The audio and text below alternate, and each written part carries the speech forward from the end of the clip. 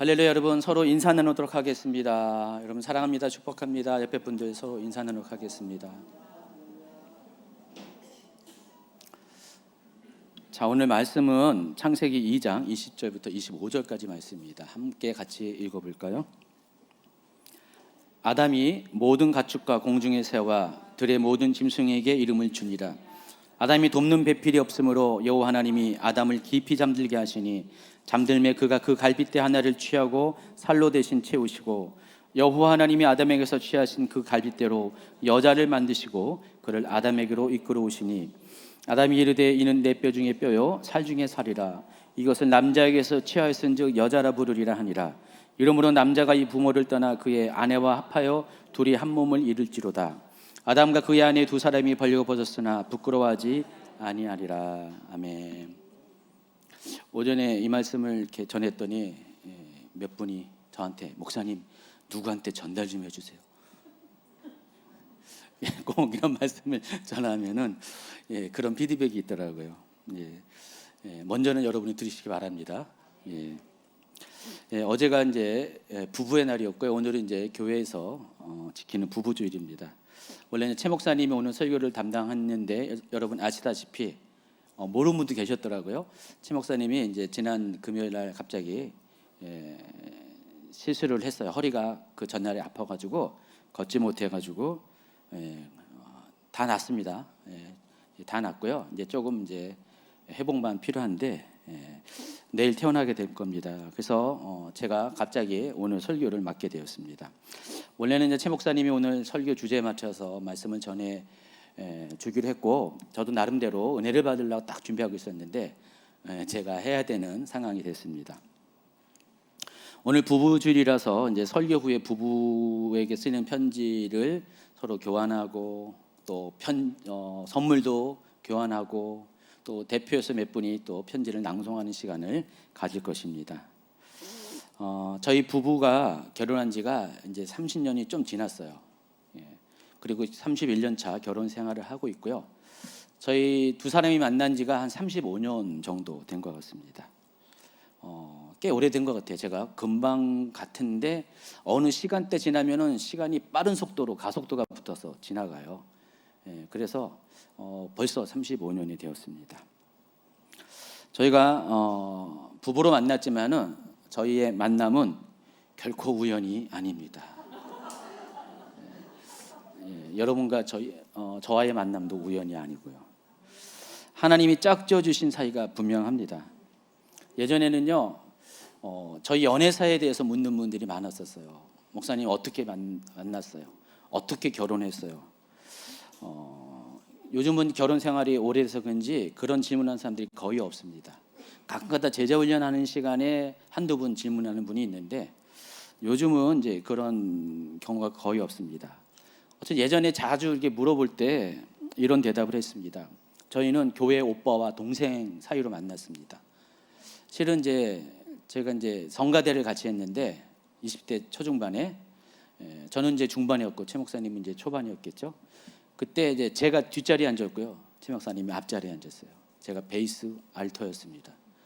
그래서 뒤에 형제들이 자매들에게 제가 이제 청년 성가대였는데 장난을 치잖아요. 그래서 뒤에서 콕콕 찌르고요.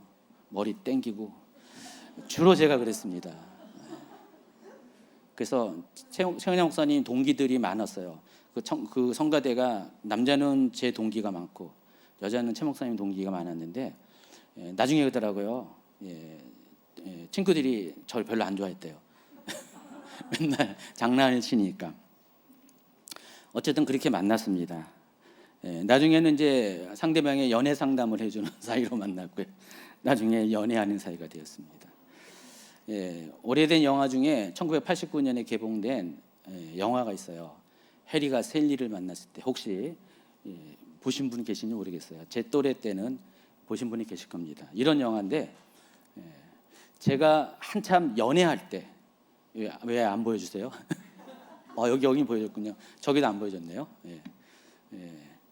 한참 제가 연애할 때 저 영화가 개봉이 됐어요. 많이 그때 인기가 많은 영화였는데 제가 저 영화를 이제 그때 관심 갖고 좋아하는 이유가 제가 두세 번 봤습니다. 나중에 한두 번 더 봤는데 저희 스토리랑 엇비슷한 게 많았거든요. 저희 부부가 만난 연애 스토리와 좀 비슷했어요. 제가 이제 결혼 전에 좀 이렇게 교제를 이렇게 했어요. 제가 있던 교회가 좀 컸었어요. 몇만 명 모이는 교회였고 청년부도 참 많았었는데 그때 저는 썸이 많이 일어났어요. 청년부 안에서. 참 이상하죠. 저는 별로 이렇게 그런 마음이 없었는데 왜 자매들이 저를 좋다고 이렇게. 진짜 농담이 아니고 착각도 아니고 진실입니다. 진실. 최 목사님이 증명해 줄 겁니다. 그래서 교제를 좀 이렇게 했어요. 근데 오래 간 적이 거의 없어요. 몇 달 있다가 스스로 또 물러나요. 왜 그런지 모르겠어요. 그래가지고 제가 그럴 때마다 누군가 대화 상대가 필요했는데 제 친구들은 남자 친구들은 별로 이렇게 대화 상대가 안 됐어요. 뭐 지들이 뭐 연애를 해봤어야지 뭔가 조언을 해주지. 오히려 제가 더 경험이 많은 제가 조언을 해줘야 되는 입장이었죠. 그런데 때마침 이제 유독 최은하 목사님, 저보다 3살 어리는데 최은하 목사님한테 그런 이야기를 잘 털어놨어요. 그래서 은양아 오빠가 이러는데 그 언니 알잖아. 잘 알죠. 뭐 이러고 저러고 막 이렇게 이야기를 했어요. 그러면 최 목사님이 조언을 많이 해줬어요. 오빠 그럴 땐 이렇게 하고 하면서 어떨 때는 도대체 그 언니 왜 그래 하면서 막 저를 지지해주고요. 아마 그게 좋아서 계속 그런 대화를 많이 했나 봅니다. 그러던 어느 날 사귀는 여자친구가 헤어졌습니다. 저도 이제 많이 사귀어가지고 몇 번째는 기억이 안 나요. 그런데 곧바로 자연스럽게 최 목사님하고 남녀 사이로 교제를 하게 됐습니다. 전에는 그냥 교회 오빠와 동생 사이로 지내다가 여자친구와 헤어진 후에 연인살이 되었습니다. 그동안 늘 제 곁에 몇 년 동안 있었는데 저의 짝이라는 것을 많은 시행착오 앞에가 있는 자매들은 시행착오였던 거예요. 시행착오를 통해서 뒤늦게 깨닫게 됐습니다. 저의 짝이라는 것을. 몇 년 걸렸던 것 같아요. 아까 그 영화 포스터 다시 한번 보여주면은요. 내 곁에 있는 사람이 특별해지는 순간이 찾아올 겁니다. 여기 써 있잖아. 바로 그 순간. 그 순간에 우리가 서로 만나서 고백하고, 물론 제가 먼저 고백하고 저희는 그렇게 만나서 몇 년 동안 연애를 하고 결혼을 했습니다. 결혼의 꼬리날까지 우여곡절이 많이 있었고요. 뭐 이렇게 여느 이렇게 커플처럼 저희도 만났다가 헤어졌다가 다시 만났고요. 또 결혼해서도 여러 가지 힘든 시간을 함께 통과해야 했습니다. 그러다 보니까 벌써 30년의 세월이 훌쩍 지났습니다. 저는 최 목사님을 만나기 전에 목회자가 되는 것은 단 한 번도 꿈에라도 생각해 본 적이 없어요. 최 목사님도 마찬가지입니다. 우리 그냥 평범하게 그냥 살려고 하는 그런 사람들이었는데 저는 또 튀고자 하는 그런 마음이 없는 그런 성격이거든요. 최 목사님도 마찬가지고 늘 이제 조용하게 뒤에 있는 성격인데 그래서 목회자가 된다는 거는 상상도 못했어요. 근데 최 목사님과 교제하는 중에 어떤 특별한 사건을 통해서 하나님이 인도하신 특별한 사건을 통해서 하나님께서 목회자가 되길 원한다는 소명을 발견하게 됐습니다. 그래서 이제 저희가 1991년에 결혼했는데 가을에 결혼했습니다. 그해 봄에 함께 손을 잡고 신학교에 같은 신학교에 동기로 들어가게 됐습니다. 그곳에서 홍인전 전사님 거기서 만났어요. 31년 차예요. 제가 우리의 만남이 우연이 아니라고 한 이유가 여기 있습니다. 저희 두 사람은 단순히 남녀 간에 만난 그런 만남이 아니라 하나님께서는 저희는 몰랐는데 저희 부부를 통해서 하나님께서 이루고자 하신 계획이 있었습니다. 그게 바로 하나님께서 지금 이와 같은 일을 하는 사역을 할 수 있도록 하나님의 계획이 있었던 것 같습니다. 어쨌든 우리는 다소 돌고 돌아서 결혼을 하게 됐습니다. 뭐 대부분의 부부에게 물어보면은 다 사연이 있고요. 그렇죠? 그 사람들이 만나고 헤어지고 결혼에 이르기까지의 우여곡절이 많이 있습니다. 여러분들 잘 생각하면은 모든 부부는 우연히 만난 것이 아니에요. 물론 길 가다가 우연히 만날 수도 있어요. 그렇지만 그것조차도 우연이 아니라 하나님이 짝져 주신 관계 안에서 만났다는 것을 확인할 수가 있습니다. 다만 여러분이 아직까지 깨닫지 못할 뿐입니다. 그래서 여러분이 보다 더 원만하고 행복한 결혼 생활을 하기 위해서는 제가 팁을 하나 준다면요, 그것을 찾고 발견하는 노력을 좀 하셔야 됩니다. 우리는 그냥 남녀 사이로 만났고 사랑하여서 만났긴 했지만은 우리의 만남 사이에는 하나님의 놀라운 계획이 있었다. 그것을 아셔야 돼요. 어떤 분은 그것을 알고자 계속 노력하다가 아직도 짝을 못 낳은 분이 있을 수도 있어요. 그래도 일단 짝을 만난 분들은요, 그것을 계속해서 알아가야 된다는 것입니다. 하나님의 계획을 발견하는 것은 굉장히 중요합니다. 사랑은 언젠가는 식을 수가 있어요. 언젠가는 위기를 맞을 수가 있는데 하나님의 계획은 영원부터 영원까지 이어지기 때문에 결코 포기되지 않기 때문에 그 계획 안에서 우리는 끝까지 부부 관계를 지켜낼 수가 있기 때문에 그렇습니다. 나중에 행복한 결혼 생활을 위해서 이 하나님께서 여러분을 부부로 만나게 한 그 이유와 목적을 발견하는 것은 참으로 도움이 됩니다. 하나님께서 여러분이 서로 미워하고 다투고 싸우다가 헤어지라고 만나게 한 건 아닙니다. 하나님의 뜻은 부부가 결혼해서 한 몸이 되어서 정말 행복하게 살기를 원하는 것입니다. 그리고 궁극적으로는 한 몸 된 부부를 통해서 하나님의 선하신 뜻을 이루게 하기 위함입니다. 그래서 하나님께서 두 사람을 짝져 주신 이유와 목적을 발견하지 못하는 분들을 위해서 여러분의 만남이 결코 우연이 아닌 것을 오늘 말씀을 통해서 확인하시기를 예수님의 축원합니다. 창세기 1장에는 천지 창조에 대한 이야기가 소개되는데 27절과 28절에는 창조의 마지막 순서로 인간을 만드신 계략을 이렇게 소개를 하고 있습니다. 그리고 2장에서는 인간 창조의 관점에서 천지 창조의 내력을 다시 한번 소개합니다. 그래서 1장과 2장 모두에 천지 창조의 내용이 들어있고 인간 창조의 내용이 반복적으로 실려져 있습니다. 그래서 이 창세기 1장은요, 사건 중심의 천지 창조의 이야기를 다뤘어요. 반면에 창세기 2장은 인간 창조의 중심의 천지 창조 얘기를 다뤘다는 것입니다. 먼저 2장 4절부터 6절까지 보면은요, 원찬종 때에 하나님이 처음으로 세상을 창조할 때 땅의 모습을 다음과 같이 묘사합니다. 창세기 2장 4절부터 6절까지인데 한번 같이 읽도록 하겠습니다. 이것이 천지가 창조될 때 하늘과 땅의 내력이니 여호와 하나님이 땅과 하늘을 만드시던 날에 여호와 하나님이 땅에 비를 내리지 아니하셨고 땅을 갈 사람도 없었으므로 들에는 초목이 아직 없었고 밭에는 채소가 나지 아니하였으며 안개만 땅에서 올라와 온 지면을 적셨더라. 자, 이 장면은 창세기 1장 2절에 땅이 혼돈하고 공허하며 흑암이 깊음이 있고 하나님의 영은 수면 위에 운행하시니라. 이 장면을 다시 반복한 겁니다.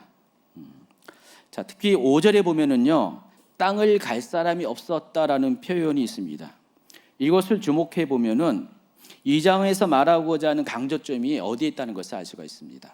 바로 인간 부재의 상태를 강조하는 것입니다. 그러니까 인간이 창조되기 전에 땅의 상태가 바로 이렇다는 것입니다. 혼돈하고 공허하며 어둠이 깊은 물 위에 있는 상태. 바로 이때가 인간을 창조하기 전에 원창조 때의 모습이라는 것입니다. 이 같은 표현을 통해서 하나님께서 세상을 창조하신 목적과 그 이유와 그 핵심이 인간 창조에 집중하고 있다는 사실을 알 수 있게 해줍니다. 그래서 6절 바로 뒤에는요, 그 1장에서 이야기했던 각각 날의 어떤 사건들은 다 생략하고 바로 인간 창조의 이야기를 곧바로 언급합니다. 잠깐 창세기 1장 27절에 하나님이 인간을 창조한 것을 한 줄로 기록됐는데 2장 7절부터는 인간 창조에 대한 이야기를 길게 설명을 한다는 것입니다. 인간은 땅에 속한 흙으로 지음을 받았습니다. 그리고 하나님에게 속한 하나님의 호흡, 곧 하나님의 영으로 그 생명이 되었습니다. 여기 흠령역에 보니까 하나님께서 흙으로 사람을 지으시고 생명의 숨을 그의 콧구멍에 불어넣으시니 사람이 살아있는 혼이 되었다, 이렇게 설명합니다. 그래서 하나님께서 인간을 창조했을 때, 흙으로 지었을 때 살아있는 존재였어요. 그러나 영적으로는 아직 살아있는 존재가 아니었는데, 하나님께서 하나님의 호흡, 하나님의 숨을 이렇게 불어넣으실 때 비로소 영적으로 살아있는 존재가 되었다, 이렇게 이야기를 하고 있습니다. 이어서 하나님께서는 인간이 살아갈 수 있도록 이미 창조해낸 그 땅에서 인간이 살아가기 좋은 환경을 허락하시는데, 그게 바로 동방의 에덴 동산을 상설하신 것입니다. 그리고 이제 18절부터 아담을 위해 돕는 배필을 창조하신 이야기가 등장합니다. 한번 같이 읽도록 하겠습니다. 여호와 하나님이 이르시되 사람이 혼자 사는 것이 좋지 아니하니 내가 그를 위하여 돕는 배필을 지으리라 하시니라. 자, 그런데 이 돕는 배필을 지으는 이야기를 본격적으로 하시기 전에 19절에 하나의 또 문장이 삽입되어 있습니다. 여호와 하나님이 흙으로 각종 들짐승과 공중의 각종 새를 지으시고 아담이 무엇이라고 부르나 보시려고 그것들을 그에게로 이끌고 가시니 아담이 각 생물을 부르는 것이 곧 그 이름이 되었더라. 하나님께서는 아담으로 하여금 각 생물의 이름을 짓게 하시고 하십니다. 물론 창세기 1장의 창조 순서에 의하면은 동물이 인간보다 먼저 창조되었어요. 그런데 하나님께서는 동물의 이름을 아직 그때까지 짓지 않으셨습니다. 그리고 그 몫을 인간의 몫으로 남겨두셨습니다. 하나님께서 아담이 그렇게 하도록 이끌어 주셨다는 것입니다. 이렇게 하신 이유가 있습니다. 이 세상 창조의 목적은 인간을 위한 겁니다. 그러니까 인간을 위해서 모든 피조물들이 지어졌어요. 동물도 마찬가지입니다. 그래서 하나님은 관계 안에서 세상의 모든 피조물을 지으셨기 때문에 하나님과 동물의 관계보다 더 중요한 것이 동물과 인간의 관계입니다. 생물과 인간의 관계이기 때문에 아담으로 하여금 동물들의 이름을 지어주는 과정을 통해서 그들과의 특별한 관계, 친밀감을 형성하도록 했다는 것입니다. 따라서 이 장은 하나님께서 창조하신 동물들과 인간의 관계를 맺어주는 그런 장면이란 것입니다. 그래서 아담은 동물들과 친밀해졌어요. 그렇지만 아담은 여전히 홀로입니다. 여전히 외로운 존재라는 것입니다. 제가 어제 낮부터 오후 시간부터 저녁 시간까지 설교를 준비하면서 집에 홀로 있었습니다. 물론 홀로 있을 때가 종종 있었어요. 그런데 어제는 좀 홀로 있다는 느낌이 약간의 외로움으로 찾아왔습니다. 우리 딸들은 각각 볼 일을 위해서 다 이렇게 점심 때 무렵부터 다 나갔어요. 둘째 아이랑 함께 최 목사님 잠깐 병원 가서 면회를 하고 그때 돌아와서는 계속 혼자 있었습니다. 그런데 평소와 다른 게 최 목사님이 며칠 동안은 병원에 있어서 안 온다는 그런 전제가 딱 깔리니까 이전과는 다른 조금 약간의 외로움이 찾아왔습니다. 그런데 저희 집에서 강아지 2마리를 키우는데 흰 강아지와 검은 강아지 키우는데 근데 그 중에서 흰 강아지가 저희랑 이제 12년 이상을 살았는데 이렇게 얼마 시간 지난 후부터 계속 제 방에 와가지고 계속 저 곁에서 맴도는 거예요. 맴돌고 가지 않고 저를 쳐다보고 밑에서 저를 막 쳐다보고 끙끙대고 막 발을 긁어대고 막 그랬어요. 저 모습이 어제 제가 이제 찍어놓은 겁니다. 계속 저를 위해 쳐다보잖아요. 그리고 결국 옆에서 누워서 계속 몇 시간째 저러고 있었습니다. 그래서 제가 가끔 가다가 아는 척하고 안아주고 쓰다머주고 잠깐 나가라고 하면 잠깐 나갔다가 한 5분 있다 다시 들어와요. 그래서 계속 오후 시간 내내 저렇게 있었습니다. 저도 외로움을 느끼는 것 같아요. 인터넷 뉴스를 보니까 미국 뉴욕에 사는 독신의 직장인들 중에 보통 이런 사람들은 뉴요커라고 부르는데 이 팬데믹 기간 동안에 약 2년 동안 출퇴근을 안 하고 재택근무를 많이 했대요. 그때 혼자 있다 보니까 거의 대부분 독신 살다 보니까 강아지들을 많이 입양해가지고 분양받아서 강아지를 키우면서 집에 있었대요. 그런데 이제 다시 이제 출근을 하게 되는 상황이 왔습니다. 그래서 그 사람들 중에서 일부는 회사에게 요청을 한대요. 이제 재택근무 이제 멈추지 말고 계속 자기도 재택근무 유지시켜 달라고. 근데 그 이유가 뭐냐면은 강아지 때문에 그렇다는 거예요. 자기가 이제 강아지와 이렇게 출근해가지고 헤어지면은 강아지가 분리불안을 느끼기 때문에 강아지를 위해 강아지가 불쌍하니까 재택근무 해달라고 이야기를 합니다. 그런데 이 보도의 그 논지는 강아지에 초점하는 게 아니라 실은 그렇다는 거예요. 강아지 문제가 아니라 그 사람 문제라는 겁니다. 강아지가 분리불안을 느낀다고 하지만 실은 강아지와 헤어져서 하루를 보내야 되는, 그동안 정들었던 강아지와 떨어져서 출근을 해야 되는 그 사람 자체가 분리불안을 느끼기 때문에 강아지 핑계대고 그렇게 재택근무 요구한다, 그런 이야기를 하더라고요.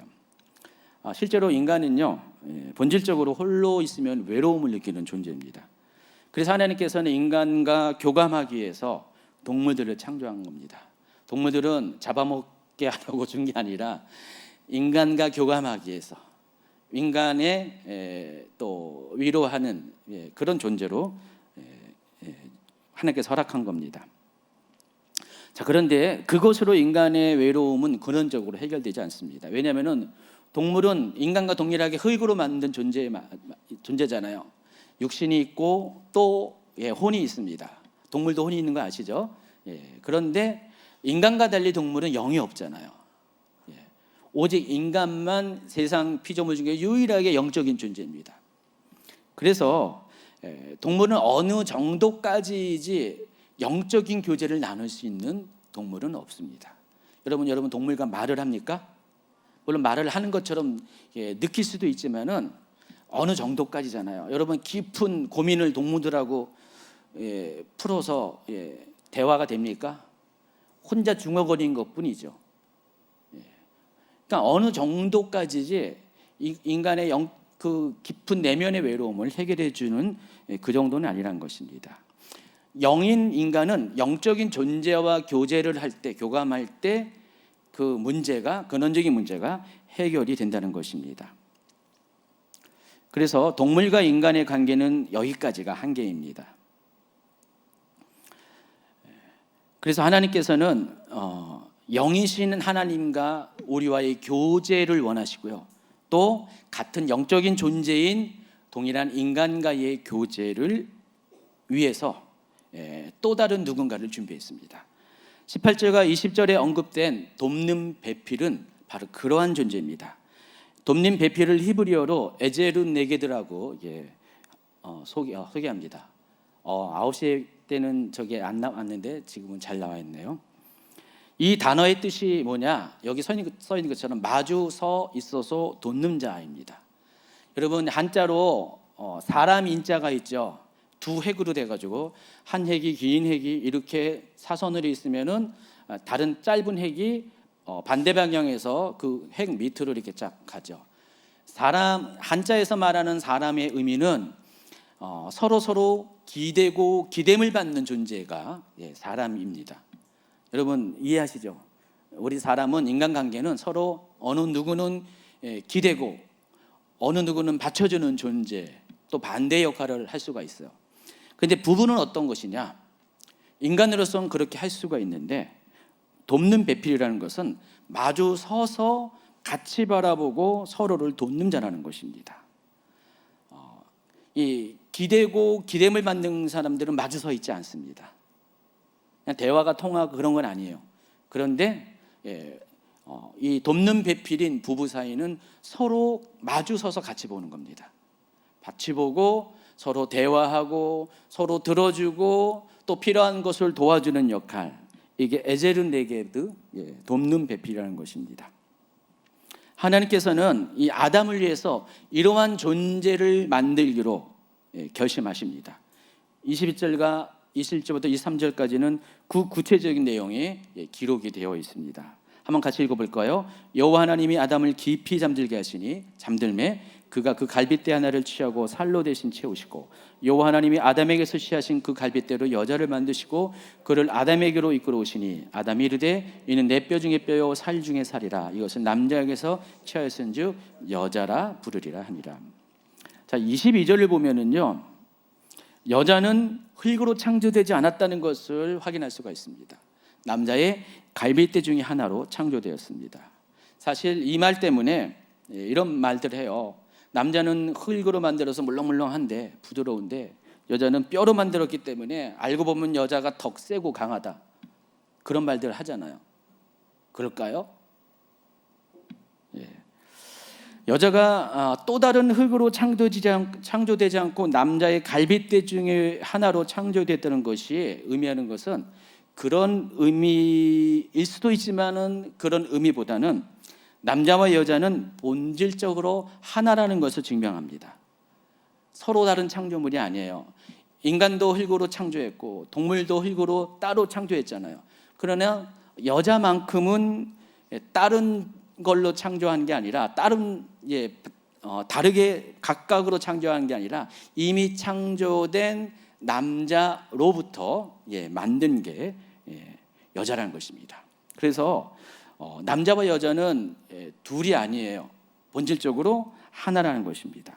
히브리에서 남자를 의미하는 단어가 이시인데 여러분 이제 이거 기억하려면은요, 이 씨가 있잖아요. 이씨, 남자는 다 이씨입니다.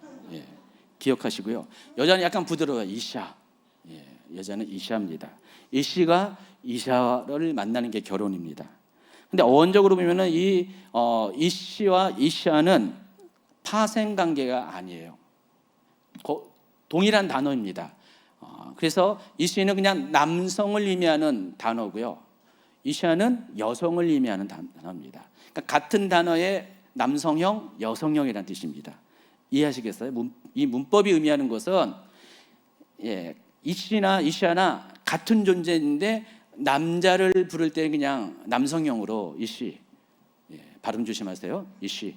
여자는 그냥 이샤라고 부른다는 것입니다. 그러니까 그래서 남자와 여자는 서로 종속적인 관계가 아니라는 것을 아시기 바랍니다. 물론 이샤가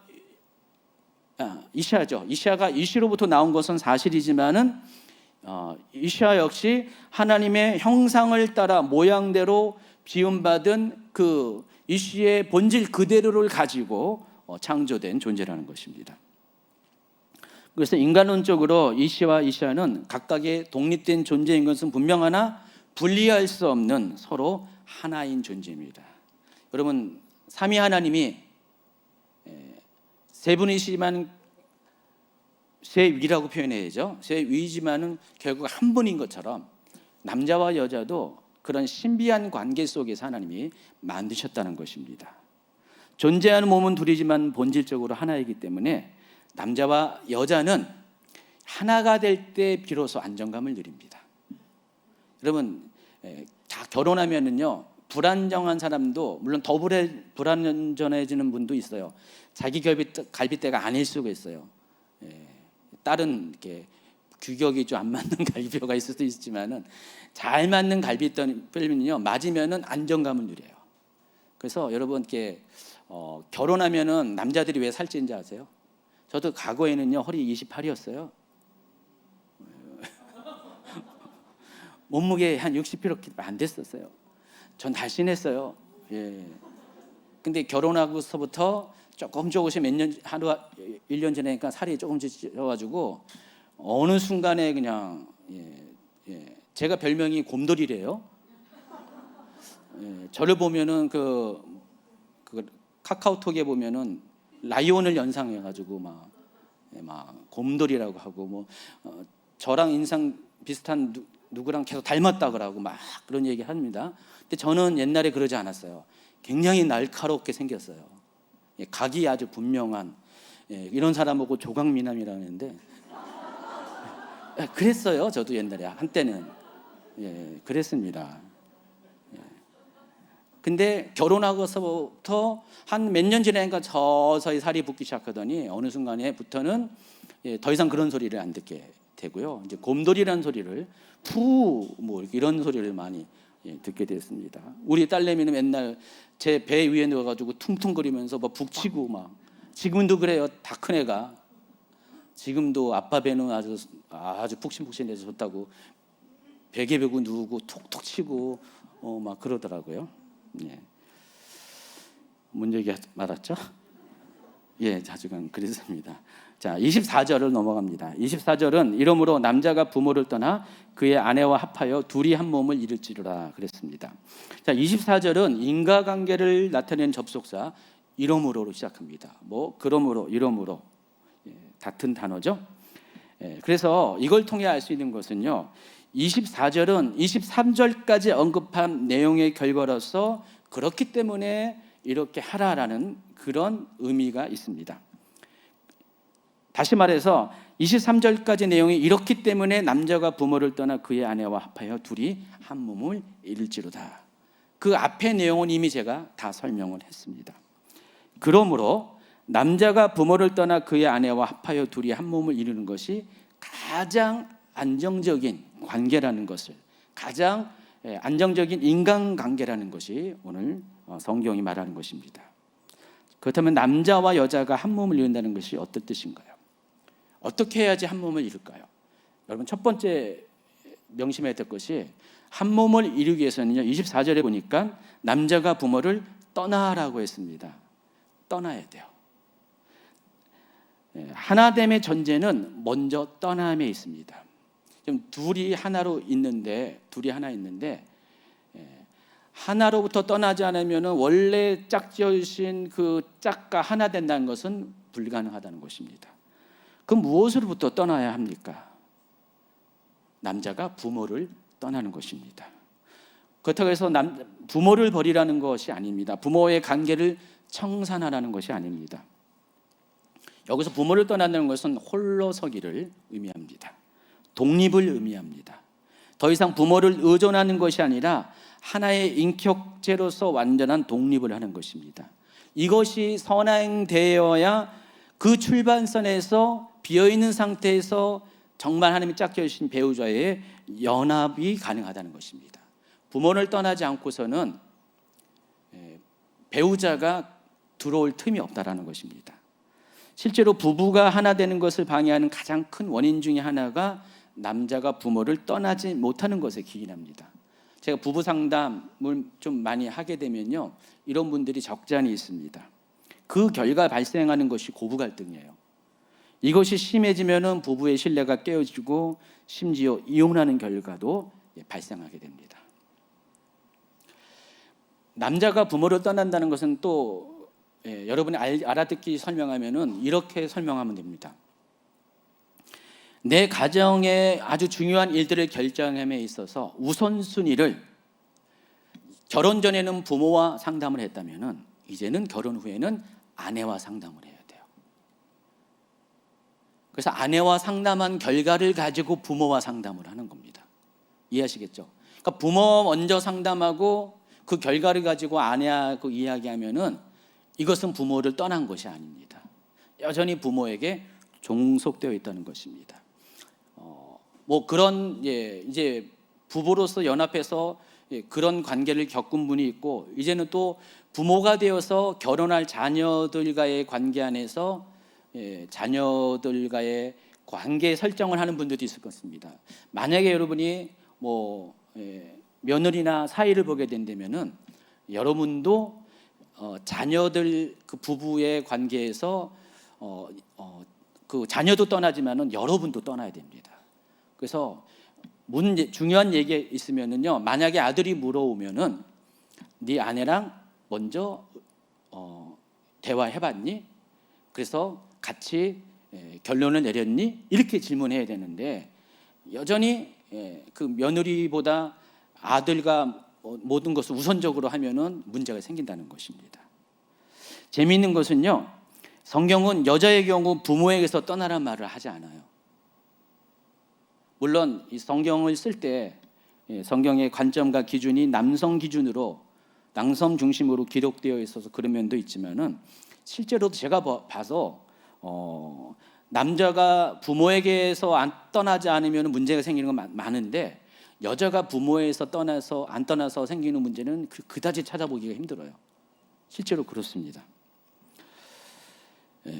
어쨌든 남자와 부모의 관계는 부부 관계에 있어서 중대한 영향을 끼칩니다. 그래서 남자가 아직 부모를 떠나지 않은 상태에서 아내와 합치려는 시도를 한다면은 노력은 많이 하지만 근본적인 문제가 해결되지 않은 상태에서는 합쳐지지가 않게 된다는 것입니다. 먼저 있는 것을 떼어놓고 그 자리에 붙여야 되는데 있는 상태에서 잠깐 붙이려니까 여러 가지 불협화음이 생긴다는 것입니다.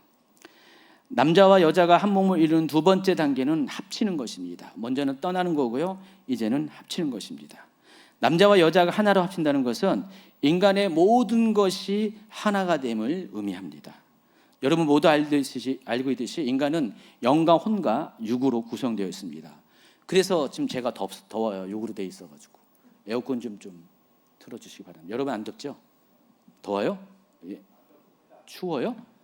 예, 춥군요. 계속 추우세요? 저 좀 춥게 좀 해주시기 바랍니다. 인간은 영과 혼과 육으로 구성되어 있어서 얼마 전까지만 해도 막 이렇게 따뜻한 걸 했는데 벌써 이렇게 제가 시원한 걸 요구하잖아요. 결혼은 이 세 가지 면에서 모두가 하나가 되는 것을 의미합니다. 그런데 하나됨에 있어서도 순서가 중요해요. 우선순위가 중요합니다. 무엇이 먼저 하나 되느냐, 이것이 중요하다는 것입니다. 먼저는 영적인 연합이 우선돼야 됩니다. 만약에 이 순서가 바뀌어버리면은 결혼 생활이 뒤죽박죽 되거든요. 결혼은 사람과 사람 사이의 연합이지만은 엄밀히 따지면은 근원적으로는 영과 영의 결합입니다. 강한 영적 결속이라는 것입니다. 그래서 영적인 연합에 우선순위를 두어야 합니다. 실제로 부부관계 문제를 살펴보면은 다른 모든 것은 좋은데 영적으로 하나 되지 못한 부부는 결코 부부가 완전한 하나됨을 경험하지 못하고 어려운 상황에 빠질 때가 많이 있습니다. 여러분, 결혼의 중심에는 또 부부 사이에는 하나님이 계셔야 됩니다. 그래야지만 결혼 생활에 바른 질서가 잡힙니다. 그리고 또 하나 중요한 것은 영적인 색깔, 영적으로 지향하는 것이 같아야 된다는 것입니다. 부부가 다 크리스찬이라고 해서 영적으로 하나 된 건 아니에요. 영적인 색깔이 다르면은 이 또한 온전한 부부 관계를 이루지 못하게 하는 방해 요소가 됩니다. 제가 이제 결혼하고 몇 년 동안은 이런 문제가 없었어요.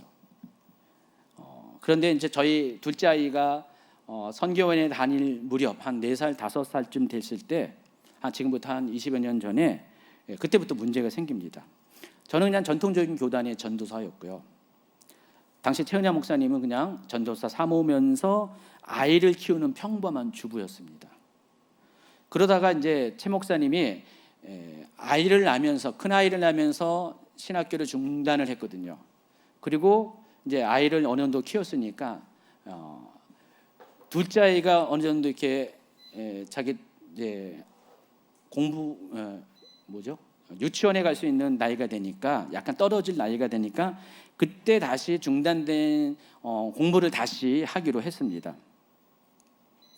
그런데 문제가 뭐냐면은 그동안 제가 유지해왔던 신학과 신앙의 색깔과 다른 쪽으로 진로를 택한 거예요. 그래서 그때부터 저희가 갈등이 많았습니다. 둘 다 힘들었어요. 똑같이 하나님을 믿는데 그 추구하는, 바라보는 신앙의 색감이 좀 다른 거예요. 색깔이 완전히 다른 거 아닌데 색감이 다릅니다. 그래서 같은 빨간색 계통이지만은 최 목사님이 추구하는 빨강과 제가 추구하는 빨강이 다르고요. 파랑도 마찬가지입니다. 그래서 부부관계에 갈등을 있게 되었습니다. 그러니까 최 목사님이 추구하는 색깔은 어떤 색깔인 것 같아요? 바로 우리 주임주의교 이 색깔이에요. 이 색깔인데 저는 이 색깔을 원치 않았던 거예요.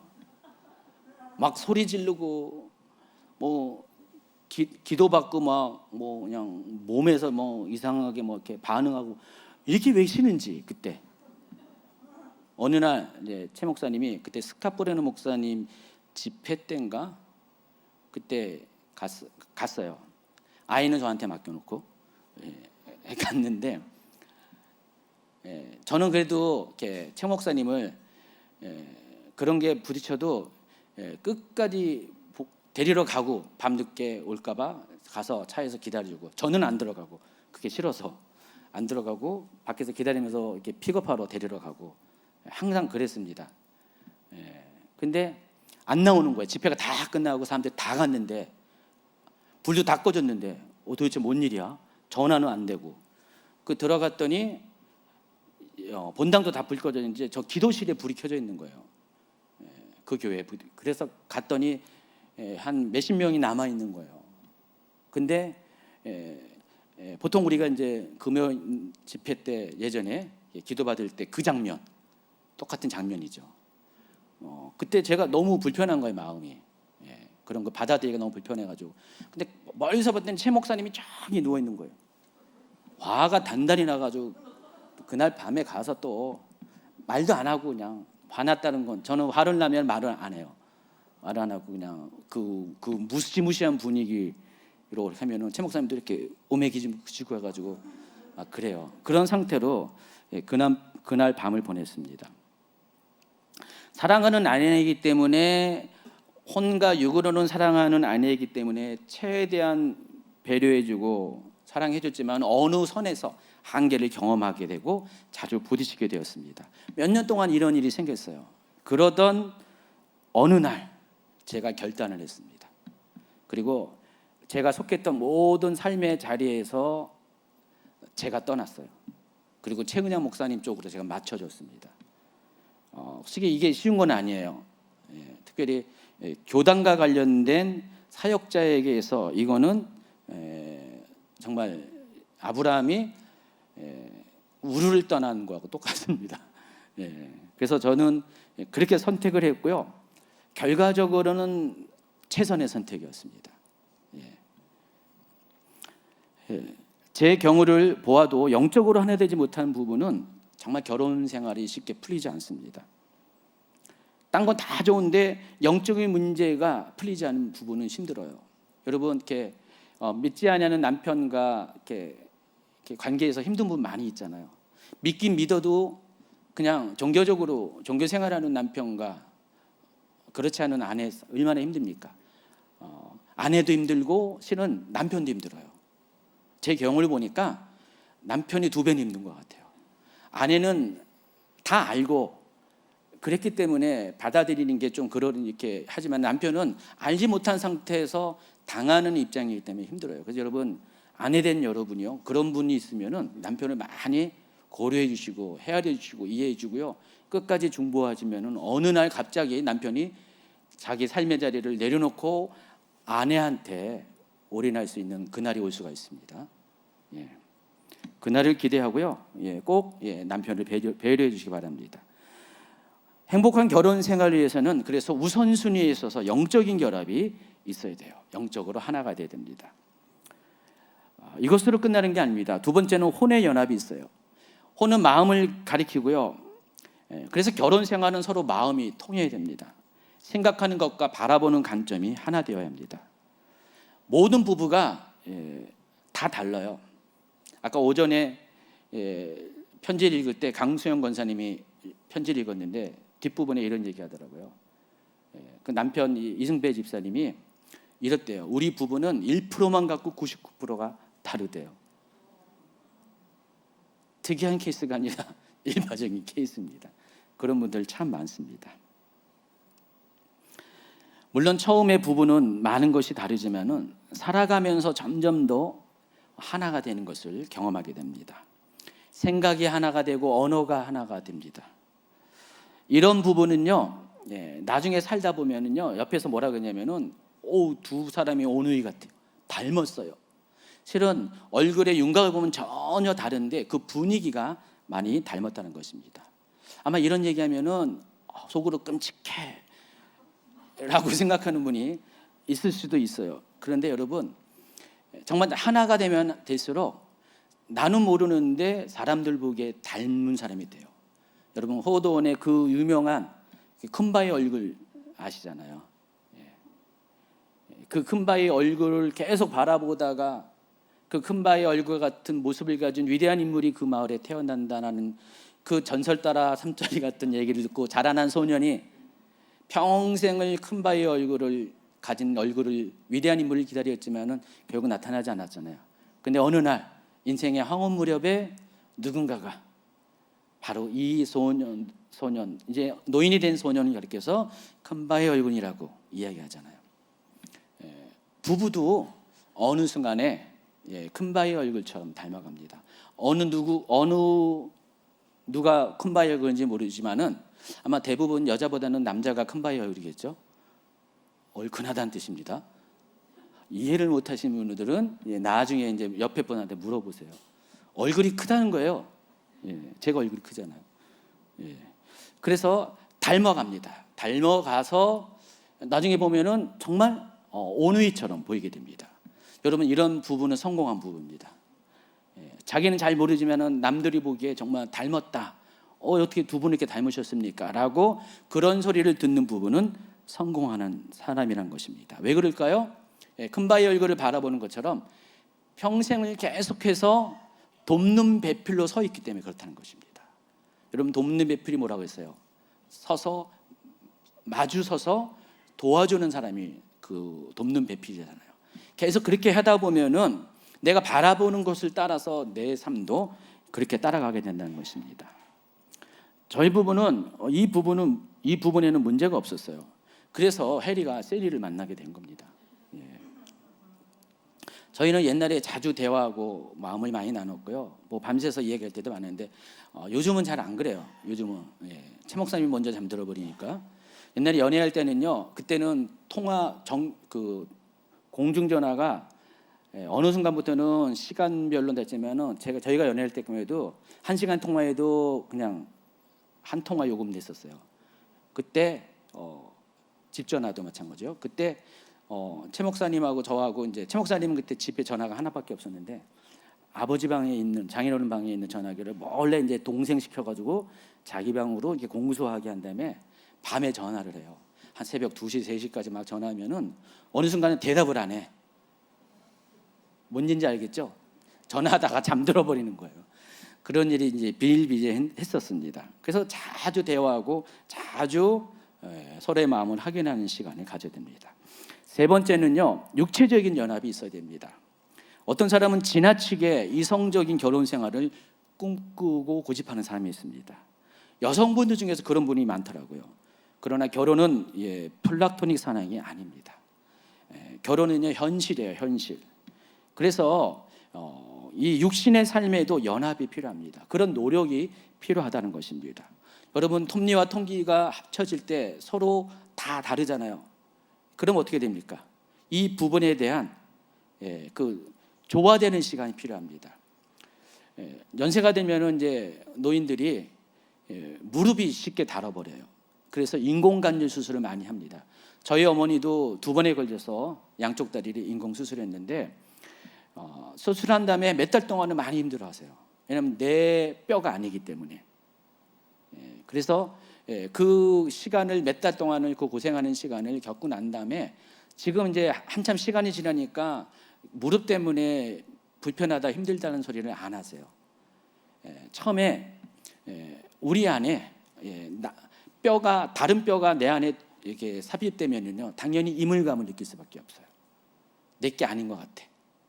그걸 시간이 지나면서 닳고 닳아요. 싸우기도 하고 여러 가지 시행착오를 통해서 닳고 닳게 되면은요, 어느덧 부드러워집니다. 나만 부드러워집니까? 그 사람도 부드러워져요. 서로 다르면서 서로에게 맞춰가는 것입니다. 부부는 이와 같은 관계가 필요합니다. 이 과정을 겪어야 진정한 부부가 된다는 것입니다. 그 과정 속에는 서로 깎아지는 아픔이 있어요.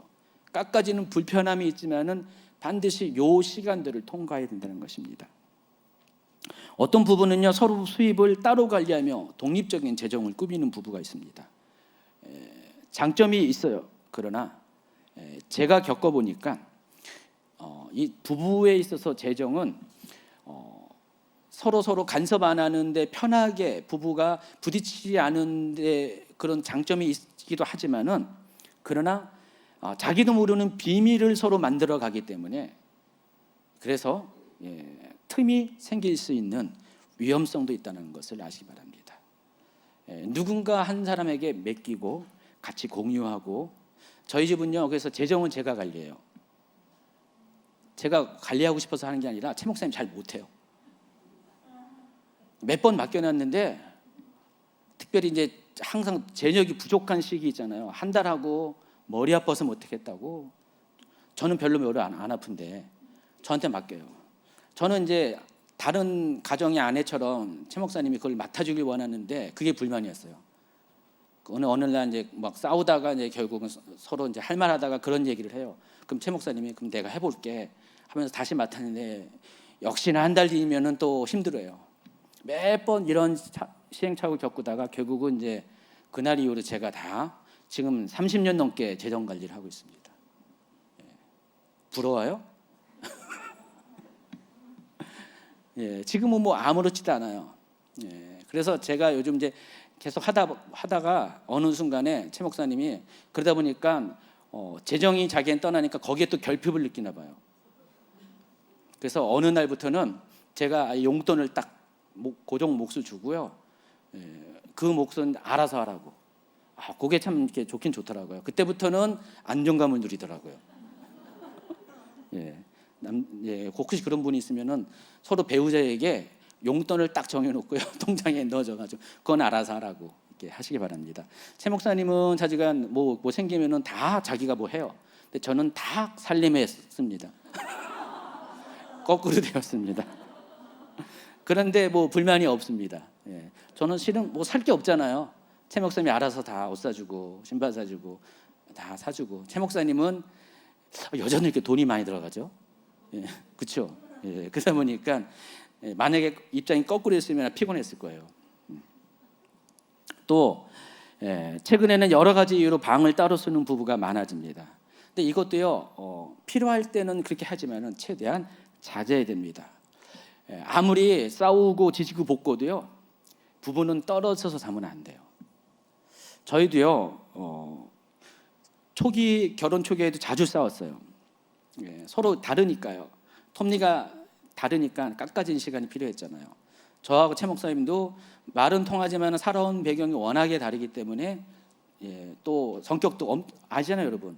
다르잖아요. 거긴 엄청 예민하고요. 저는 엄청 둔감하고요. 다 다르기 때문에 싸울 일이 많았어요. 근데 예전에 싸울 때 저희가 결혼 초에 몇 가지 원칙을 줬는데 결혼하자마자 우리는 호칭부터 여보로 이렇게 했어요. 오빠라고 안 불렀어요. 여보라고 불렀고요. 처음에는 엄청 오물오물거렸는데 하다 보니까 그게 훨씬 더 익숙하고 좋아요. 그리고 아무리 싸워도 따로 자지 없기. 그걸 원칙을 세웠어요. 최 목사님은 따로 자길 원해요. 근데 저는 꾸역꾸역 침대로 들어갑니다. 그 어떻게 해요? 서로 이렇게 등을 마주보고 자죠. 근데 여러분 잠이 오나요? 싸우는데 잠이 오나요? 잠이 안 오잖아요. 새벽까지 2-3시까지 잠을 못 자요. 저는 이제 잠들었는 줄 알았는데 나중에 보면은 2-3시 보면 잠은 안 자고 있었어.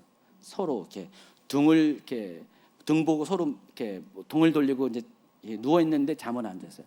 그다음에 먼저 꺾는 사람이 그 사람이 좋은 사람이죠. 먼저 얘기를 해요. 거의 제가 먼저 얘기했어요. 불편하니까 가지고 그냥 자다가 그냥 몇 시간 그렇게 등 쥐고 자다가 막 간지럼 태우고 뭐 살며시 발을 딱 올려놓고 자는 척하면서 그러면 이제 제 다리가 무거우니까 쳐요. 좀 이따가 또 올려놓고 막 그러면서 하여간 별수를 다 써가지고 그날 밤 안으로 화해하려고 노력을 했습니다. 분을 품되 그날 안으로 화해하시기 바랍니다. 그리고 만약에 그날이 안 되면은 그 다음날 잠들었어요. 화해 못하고 잠드는데 아침이 되면은요 어느 틈인가 저는 팔을 놓고 최 목사님은 제 팔베개 위에서 여기서 자고 있어요. 그 자동적으로 해결돼요. 이게 좀 필요하더라고요. 만약에 싸웠다고 해서 각방을 쓰면 어떻게 될까요? 영원히 화해가 안 돼요. 오래 가요. 그러다가 집도 따로 써요. 이혼을 하게 된다는 것입니다. 그래서 여러분 싸울수록 방은 같이 써야 되고 침대도 같이 써야 된다는 것입니다. 또 어떤 분들은요 코골이 때문에 부부가 따로 자는 분이 있다고 합니다. 저는 옛날에 코를 안 골았는데 언젠가부터 아마 살찌고 나서부터 이 비강이 이제 좁혀지면서 코를 고는 것 같아요. 네. 저는 결혼하고 한참 코를 고르고 나서 몇 년 동안 제가 코 고는 걸 몰랐어요. 최 목사님이 코를 곤다면은 내가 무슨 코를 고냐고 안 곤다고 하면서. 근데 어느 순간에 코 고는 소리가 잠결에 들리더라고요. 심지어 저는요 이까지 갑니다. 평소에 이를 갈 일이 많아서 그런 것 같아요. 예. 코 골지, 이 골지, 이 갈지. 예. 항상 그런 건 아니고요. 피곤할 때. 그래서 자다가 보면은 이 좀 고만 가라 하면서 툭 치고 막 그래요. 그러니까 최 목사님은 저 때문에 하루에도 밤새 몇 번이나 깬대요. 그 다음날 피곤하대요. 예, 그럴 때 잠시 틈을 주기 위해서 안정을 주기 위해서 하루 정도는 제가 너무 지치면 그렇게 했대는데 그래도 우리 부부는 같이 잡니다. 포기하지 않습니다. 왜냐하면 성경적이라서. 고린도전서에서 바울은 기도할 틈을 얻기 위해서 잠시 분방하는 것 외에는 어떤 경우로도 분방하지 말 것을 명령합니다. 참 바울은 결혼도 안 하는 사람이 어떻게 이걸 잘 아는지 모르겠어요. 근데 이게 실은 영적인 원리라서 그런 겁니다. 부부가 하나이기 때문에 그렇다는 것입니다. 아파도 같이 하나 된 상태에서 아프고요. 문제가 있어도 같이 하나 된 상태에서 문제를 짊어지라는 것입니다. 왜 그럴까요? 한 몸이 되는 것은 하나님의 뜻이고요. 한 몸을 통해서 하나님께서 이루고자 하는 하나님의 계획이 있습니다. 그런데 만약에 부부가 한 몸이 되지 않으면은 이 틈을 노려서 마귀가 하나님의 뜻을 무너뜨리고자 합니다. 마귀는 호시탐탐 부부 사이를 삐집고 들어와서 좀에도 틈이 보이면은 그 틈을 삐집고 들어서 더 틈을 넓혀서 부부 사이를 깨어지게 한다는 것입니다. 여러분 부부는 먼저는 부모를 떠나고 그 다음으로는 영혼육 모든 면에서 둘이 한 몸을 이뤄야 되고 어떤 경우라도 분리되는 상황을 피해야 됩니다. 그리할 때 부부관계는 온전해지고 더 성숙해지고 더 친밀한 관계로 바뀌게 됩니다. 여기까지 했는데 조금 남았는데 시간이 꽤 지났는데 어떻게 할까요? 마무리를 할까요? 아직 25절이 남았거든요. 할게요. 마지막으로 25절에 아담과 그의 아내 두 사람이 벌거벗었으나 부끄러워하지 아니하리라 그랬습니다. 마지막으로 중요한 결론과 같은 것이 서로에 대해서 부끄러워하지 않아야 됩니다. 여러분 벌거벗은 것에 대해서 부끄러워한 기원이 어디서 나오냐면은 창세기 3장이 나옵니다. 창세기 3장 7절 이에 그들의 눈이 밝아져 자기들이 벗은 줄을 알고 무화과 나무를 입어 입을 엮고 치마로 삼았더라. 사람들이 죄를 지은 결과 부끄러움을 느낍니다. 수치를 느끼게 됩니다. 죄는 사람에게 수치를 가져다 주고 수치를 느낀 사람은 자신의 수치를 감추려고 하는 시도를 하게 된다는 것입니다. 여러분 부부관계에서도 마찬가지예요. 상대방에게 잘못을 했다 그러면은 자기 안에서 먼저 수치감이 있고 그것을 감추려고 하는 본능이 발동하게 됩니다. 그래서 자꾸만 숨기고 감추다 보면은 죄는 어떻게 돼요? 방치하면 계속 커지는 경향이 있고요. 상대방에게 지은 이 죄가 잘못이 결국은 부부 관계를 깨트려지는 정도까지 이르게 된다는 것입니다. 그래서 우리가 이 부분을 예방도 해야 되고 치료도 해야 됩니다. 이것을 해결하는 방법이 있습니다. 부부의 친밀감을 극도로 끌어올리셔야 됩니다. 평소 친밀한 부부는요, 이런 일이 발생할 때 그것에 대응을 할 수가 있습니다. 친밀하지 않은 부부는요, 그런 일이 생기면은 그것 때문에 서로 안 보고 말지 하면서 내가 그 꼴을 어떻게 봐 하면서 서로 등을 지게 합니다. 그러나 친밀한 사람은요, 볼 거 안 보고 다 보고 다 상대방에서 약점도 알고 장점도 알기 때문에 이해가 가능합니다. 그리고 품어줄 수 있는 그런 용기가 생깁니다. 그래서 여러분 평소에 부부관계에 있어서 솔직해져야 돼요. 저도 굉장히 솔직합니다. 최 목사님도 솔직하고요. 그래서 옛날에는 영적인 문제가 아니고 그냥 이 혼적인 문제가 그렇게 많이 있지 않았어요. 서로 잘 솔직하게 고백을 합니다. 때로는 저 문제는 너무 솔직해서 문제가 있을 때가 있긴 했는데 그거는 좀 얘기 안 하면 좋겠지. 그런 것도 저도 얘기하니까. 지금은 이제 안 그래요. 그래서 친밀해져야 돼요. 부부는 친밀할수록 좋습니다. 그러면 이것은 수치되는 일이 생길 때, 부부간에 문제가 생겼을 때 미리 예방도 가능하고 또 문제 해결하는 데 도움이 됩니다. 그리고 수치되는 일이 있을 때 서로 먼저 친밀한 부부들은 그 사람을, 그 배우자를 비난하고 정죄하는 게 아니라 같은 마음으로 품어줄 수 있어요. 그래서 부부는 친밀합니다. 아담이 죄를 지어서 수치를 가리고자 무화과 나뭇잎으로 치마를 만들었죠. 그때 하나님 어떻게 했습니까? 하나님이 취하신 행동은 뭐라고 아담을 이렇게 비난하고 정죄하시는 것이 아니라 그 수치를 가려주셨어요. 근데 그 수치를 가려주는 도구가 가죽옷이었습니다. 그럼 가죽옷을 만들려면 누군가의 희생이 필요하잖아요. 마찬가지예요. 부부도 관계에서도요. 상대방이 어떤 그 수치되는 부끄러움을 느끼면은요, 가죽옷을 입혀주는 그와 같은 희생을 감수하셔야 됩니다. 자신을 희생시키면서까지도 배우자의 수치를 가려주는 것은 결국은 친밀한 부부 안에서 가능하다는 것입니다. 하나님이 아담을 사랑했기 때문에 그와 같이 행하신 것처럼 여러분이 정말 배우자를 사랑한다면은 가죽옷을 만들어서 배우자를 입히는 그 희생을 능히 감당하게 된다는 것입니다. 부부가 부끄러워하지 않는 것은 서로 간에 편안해질 때 가능합니다. 아까 제가 먼저 언급한 것처럼 그 내 뼈가 아닌 다른 뼈가 들어왔을 때 그 이물감이 있었잖아요. 그 이물감을 극복하는 과정이 필요합니다. 솔직히 우리가 하나님이 부부로 엮어주셨지만은 우린 어떤 사람은 시행착오가 있어요. 이 뼈가 내 뼈인지 했더니 아니네 하면서 다른 뼈를 택하는. 뭔 말인지 아시죠? 뭔 말인지 몰라요? 결혼했다가 이혼했다가 재혼하는 그런 가정을 말하는 겁니다. 내 뼈가 아니었네. 근데 그 내 뼈가 아니어도 내 뼈로 만드는 게 결혼이거든요. 그렇죠?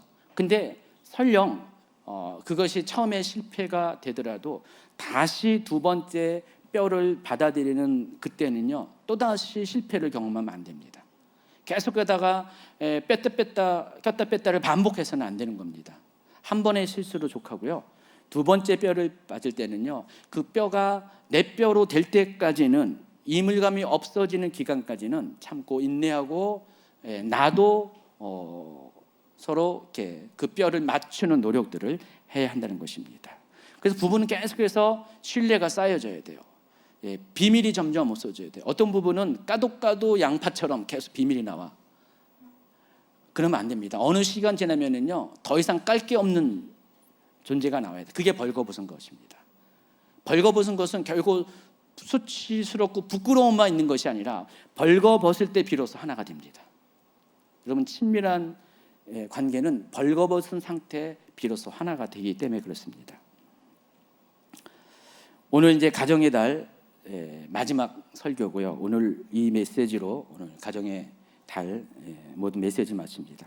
여러분, 가정은 교회와 더불어서 하나님과 인간과의 관계를 연결시키는 중요한 관계의 고리입니다. 하나님은 가정을 통해서 하나님과 관계를 우리에게 배우게 하십니다. 여러분, 가정의 주인은 누구십니까? 하나님이십니다.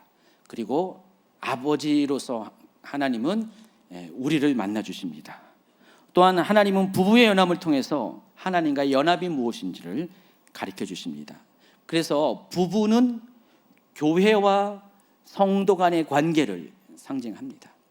여러분, 하나님이 이 세상을 창조하셨습니다. 질서 가운데 창조했고, 그건 하나님이 가장 심혈을 기어서 창조하신 두 가지를 든다면 뭔지 아십니까? 가정과 교회고요. 그리고 이 가정과 교회는 서로 연결됩니다.